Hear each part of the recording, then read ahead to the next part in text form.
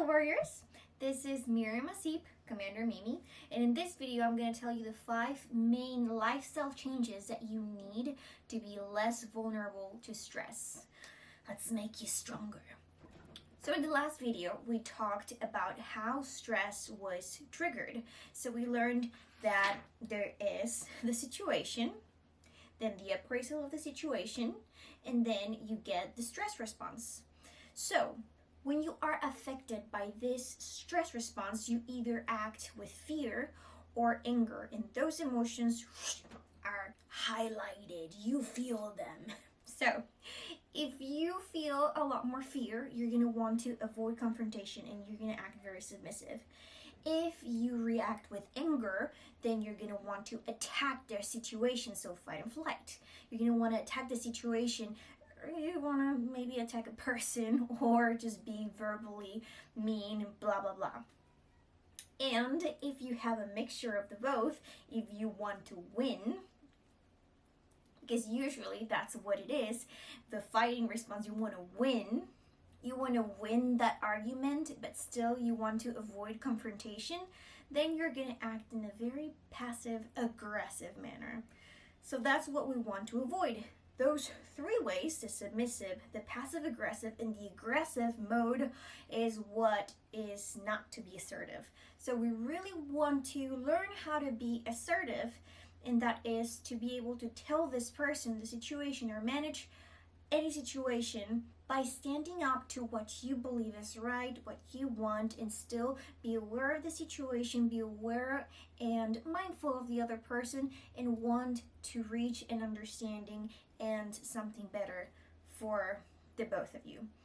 So, in order for us to be able to really choose our words and be able to be assertive, the stress response is definitely preventing us from doing that.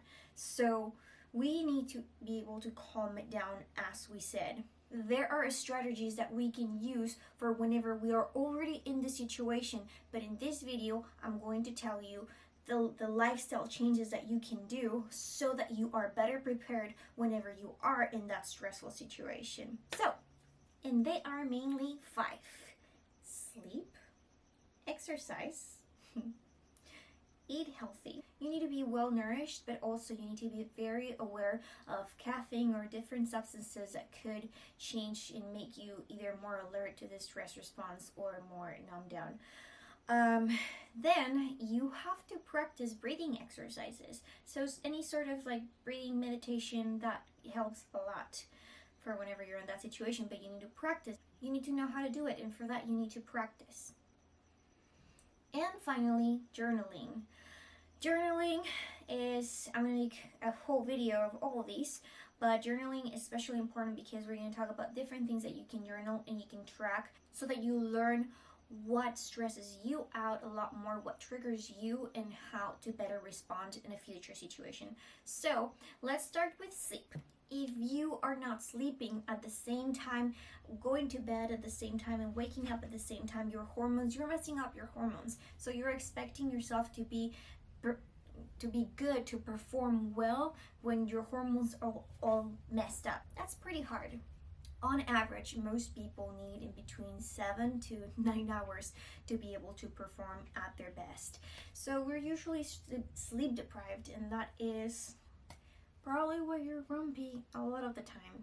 Everyone's different, and there are some great books out there like Why We Sleep and other books that will help you know how much you really need to sleep and how to have better sleep hygiene practices. But you have no idea how important this is. I know that there are different circumstances. A lot of you are women with babies, but there are ways to go around it so you can, try to have a better night's sleep and to make up for it with naps or any different techniques. So we're definitely going to talk about this in a later video, but I want to finish my series on assertiveness first.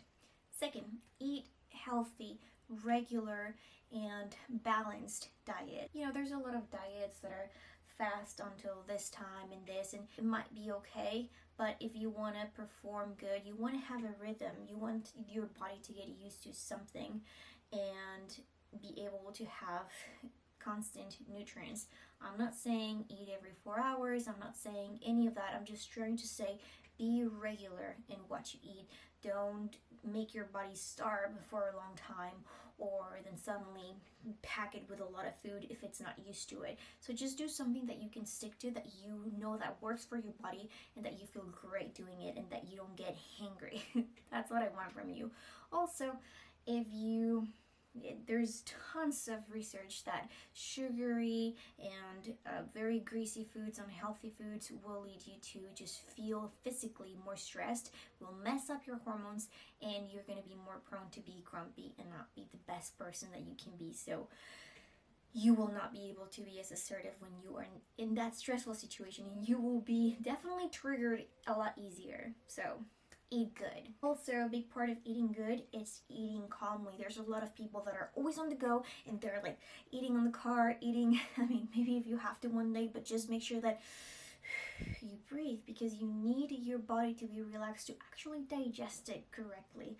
So if you're too stressed, too tense, you're not even going to be able to digest it right. Just take your time, relax, and enjoy your mealtime. Even if it's just a 5-minute sit down meal, breathe and eat.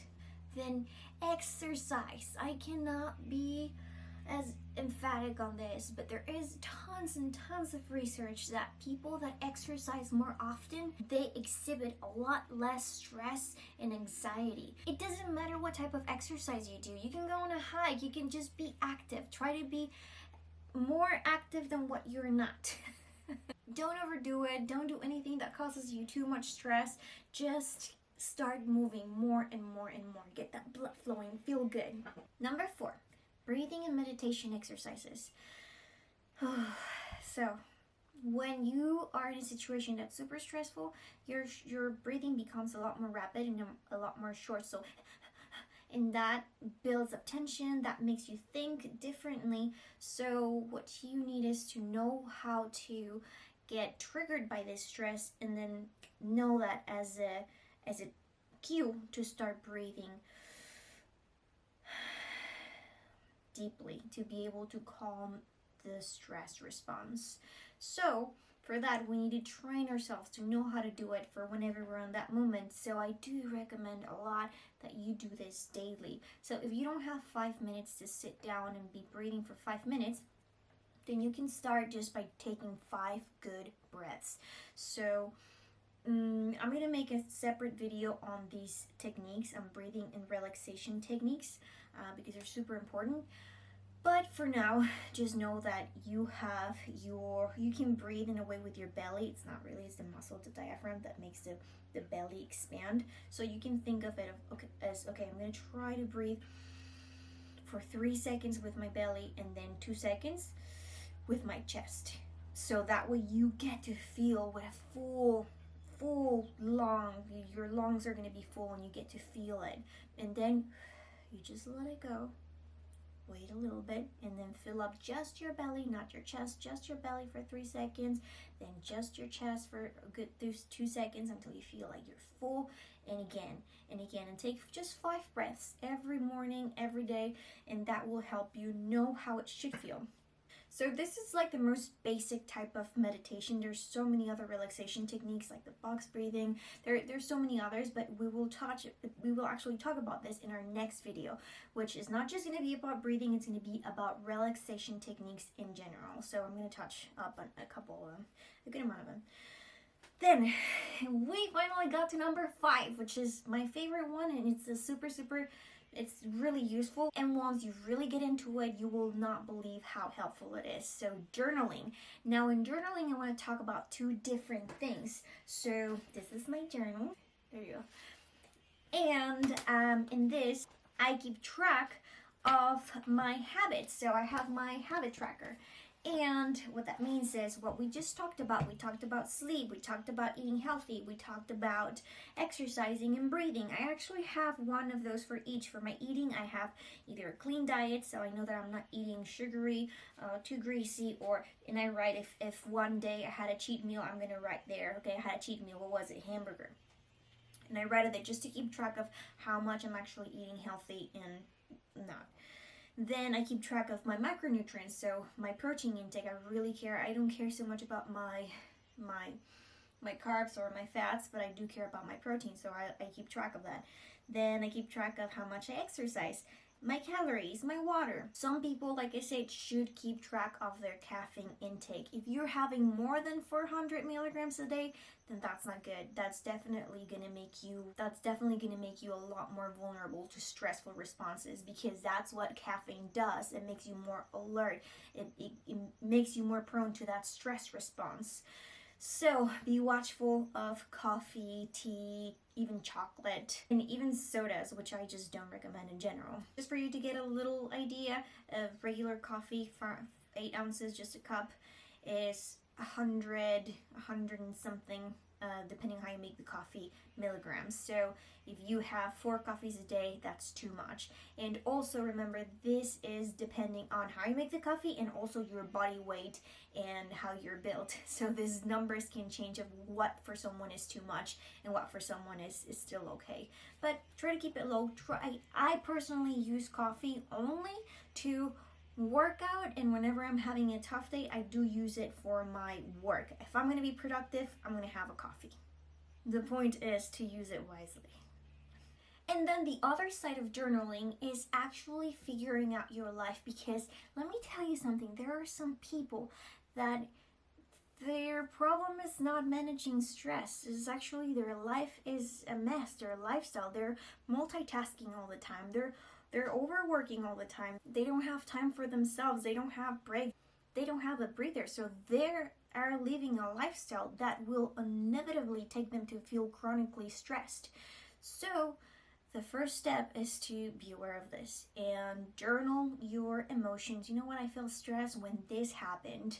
So blah, blah, blah, blah, blah, blah. I'm going to teach you in a different video in like about 2 weeks from now how to change those appraisals so that you can change your perception from some stressful situations that are actually not that stressful. So anyways, but for now, just know that you have to journal to make your life better in general. Just journal your emotions, your thoughts. So what happened when I got stressed here? What was my thought? I thought, oh, they're disrespecting me, and that's why I acted this way. So make note of your emotions, your thoughts, and your behaviors. And then at the end, you can write, well, how could I think about this differently? How can I act differently? What did I actually want from this situation? Again, I'll go more in detail in a different video, but for now, just start journaling this. And I promise, if you start being a lot more aware about these situations and how you think, then you are going to change your life and you're going to feel so much better about it. Keep track, keep an eye, and change. Be brave. You got it. Okay? I hope this helped, and stay tuned, because next week I'm going to tell you all about the relaxation techniques to be able to calm down the bodily response of anger and fear and that stress brings about. Thank you so much for hearing. Please share this because we would live in such a better world if everyone was more like chilled and assertive. Okay, thank you. Bye bye until next week.